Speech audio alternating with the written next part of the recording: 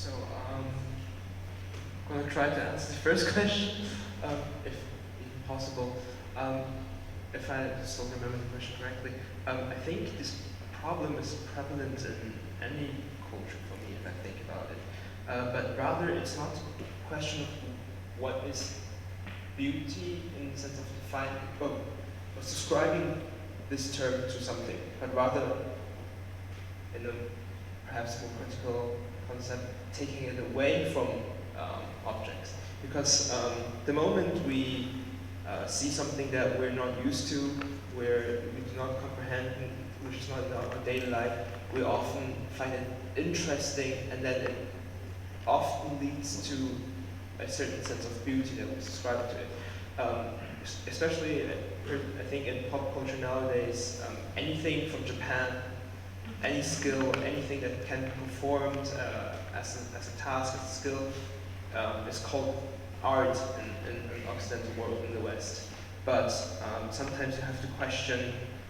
But if you talk to the people, the Japanese people who have been performing this tradition for centuries, they do not see it in that light, and therefore we should ask ourselves why there's this dissonance between our perspective and theirs in such a drastic sense.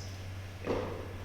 And the second question, I think it answers most questions a little bit, right? It's just how we're used to seeing things on a pedestal, up high, isolated, and something that's different in the use case suddenly appears more interesting and therefore beautiful. What do you guys think? But I think this kind of display is changing. I mean, we have to remember that for example, I'm thinking about period rooms in the Western museums. In the 20th century, they were normal, and then they were discarded.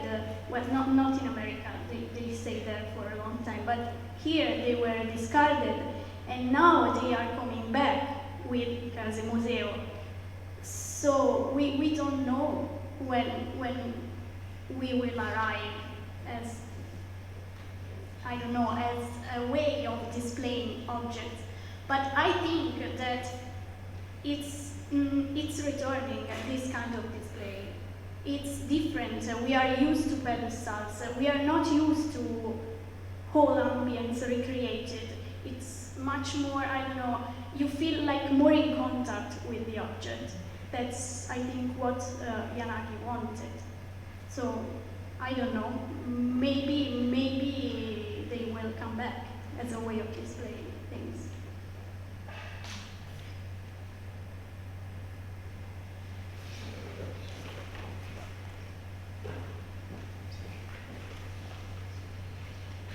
Thank you for every reactions. I am personally questioning myself about the right way to exhibit pieces of art, and even any piece, because there are so many kind of museums, scientific museums, anthropological museums, and I think that, as I talked yesterday with Jeffrey Montgomery, you cannot always share your own feeling, your own aesthetic feeling to everyone, because you don't have the same history, the same sentimental history. And even all of us, which all appreciate art and history, I think to appreciate a work of art, you need to be to make your own soul available to the beauty of anything, actually. Not only works of art, but anything. And I think everyone has experienced this. Going to an exhibition, you have so many things.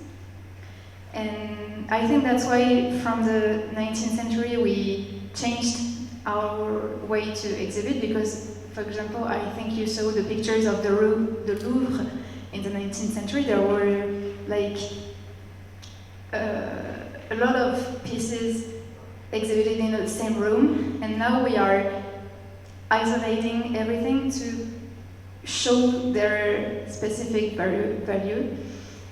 And even we are doing this, very often if we get tired visiting an exhibition, we don't feel the same enthusiasm all the exhibition, all along the exhibition.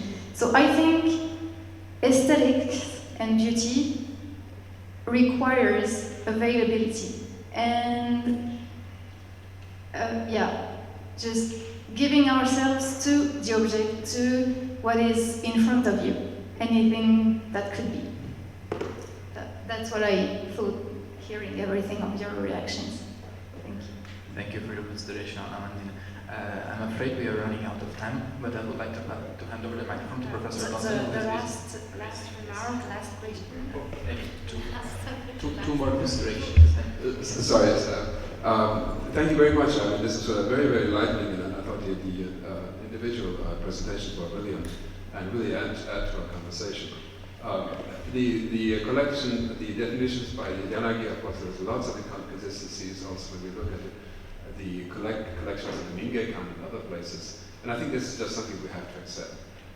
And for example, the question of signature, we talked about how Kawai Kanjiro, Hamura-shoji did not sign the objects, but they made very sure to sign the boxes that came in, full, complete with title, name, and seals. I mean, there's a certain inconsistency there. We just have to accept it.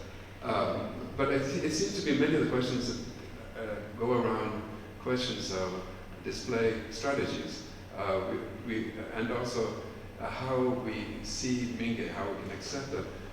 We're used to going to museums, seeing elite objects in separate vitrines, spotlights, usually centered on individual objects, and we accept that as pieces of art. But when we see objects that are closer to our own daily experience, often grouped together in settings, then that requires a different set of explanations. And I think the question of display strategies that really goes to the center of how we perceive, how we need to understand this category of Mingei. And there I have a question. Yesterday we had this very enlightening presentation by Ms. Sagi about Kawai Kanjiro, and we saw how multifaceted this artist is, the enormous variety of objects he created from his first period, second and third periods. Are we doing him a disservice by placing him in the Mingei context, in the Mingei exhibition? Are we pigeonholing him in some way or another? What is your feelings about that?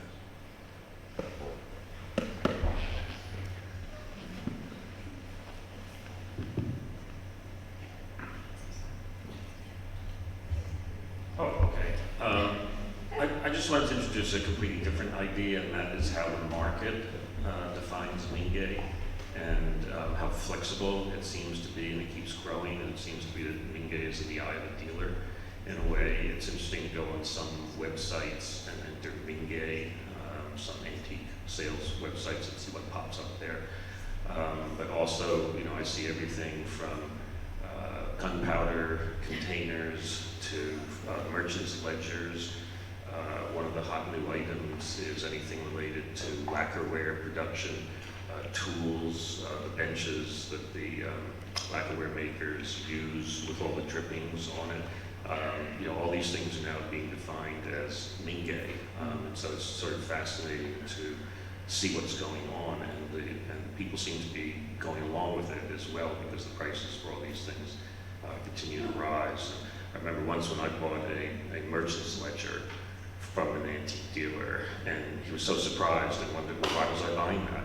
And I said, Katachi, to try to explain it, but it's already been a category. They're in all the shops now that sell Mingei and related goods. So that's just interesting to see there's this other force out there that's affecting the definition.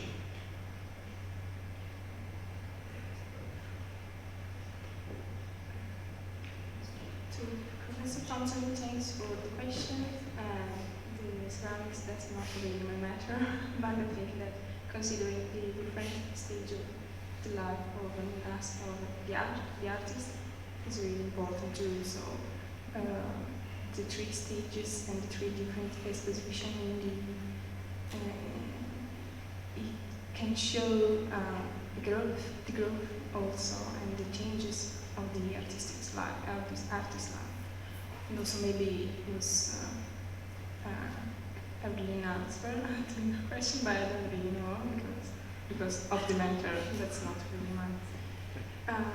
I think we are running out of time. Yes. Thank you.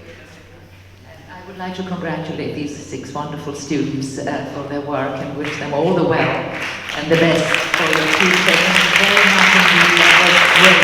Thank you. Congratulations.